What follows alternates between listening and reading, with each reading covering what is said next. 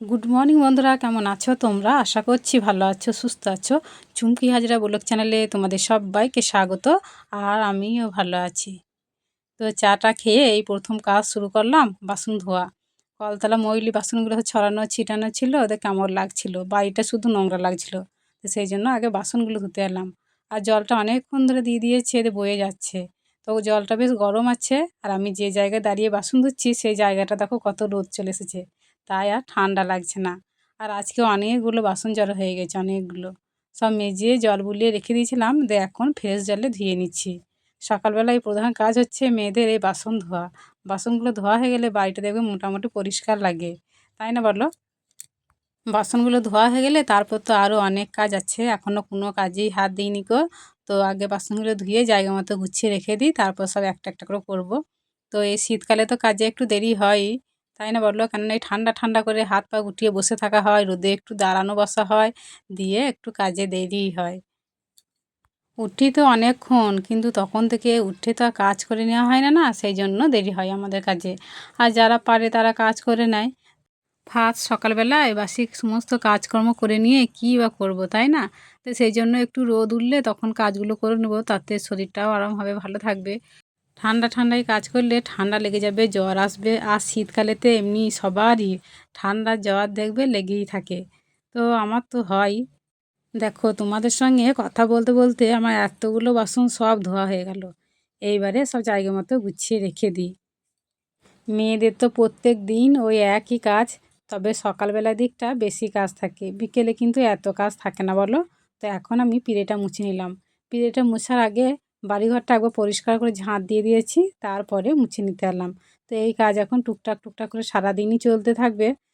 তবে আমার এখন একটা কাজ খুব কম হয়ে গেছে, সেটা হলো জামা কাপড় কাচা।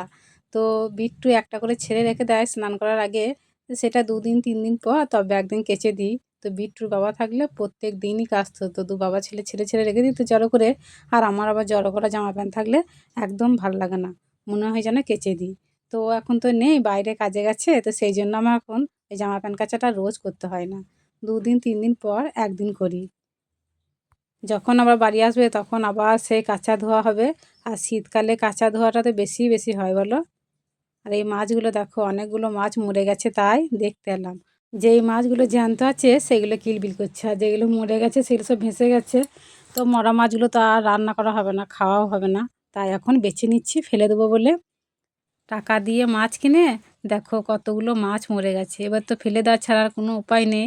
তো টাকা দিয়ে কোনো কিছু জিনিস কিনে না যদি ফেলে দিতে হয়, খুব গায়ে লাগে বাবু, খুব গায়ে লাগে। আর মাছগুলো কাল খুব ভালো ছিল, মনে হচ্ছিল সব জ্যান্ত থাকবে। দেখো আজকে মরে গেছে, প্রায় 8টা মাছ মরে গেছে, গুনে দেখলাম। আর তাছাড়াও টাকা দিয়ে কোনো কিছু বলবে কেন, আমরা সব কিছু কিনে খাই, শুধু জলটুকু ছাড়া সমস্ত কিছু। তো এই যে মরা মাছগুলোকে একপাশে রেখে দিয়েছি, কাকগুলোকে দিয়ে দেবো। আর এখন আমি জ্যান্ত মাছগুলো বেছে ধুয়ে রেখে দিই। এই মাছ বাছতে অনেক সময় লাগছে জানো, এত স্লিপ কাটছে মাছগুলো যে ধরতে পারছি না খুব। এখন তো গ্যাসেতেই বেশি রান্না বান্না হয়, উনুনে তো খুবই কম হয়, হয় না বললেই চলে।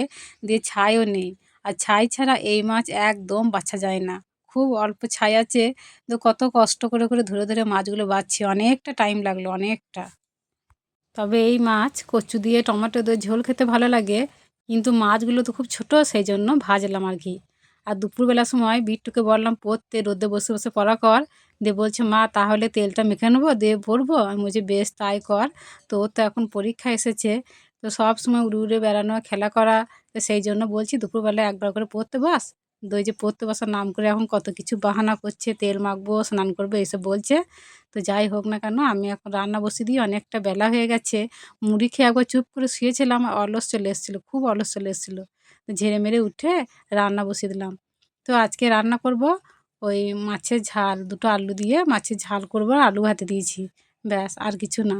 তো অনেকগুলো মাছ কালকে তেলে ভেজে রেখে দিয়েছিলাম, যে আমাদের বাড়িতে আমার একটা হুলো বিড়াল আছে, সে খেয়ে নিয়েছে মাছগুলোকে। তাই বলছি এত কম কেন, অনেকগুলো মাছ ছিল। তো দেখবে হুলো বিড়ালটা এই যে তেল মেখে রোদে বসে আছে স্নান করার জন্য।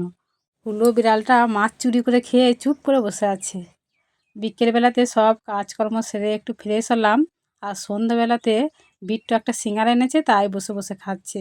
তো আমি বলছি দুটো মুড়ি নিয়ে মাখিয়ে খাগা, বলছে না আজকে আর মুড়ি খেতে ভালো লাগছে না। তো বন্ধুরা আজকের ভিডিওটা এই পর্যন্তই, দেখা হচ্ছে আগামী পর্বে।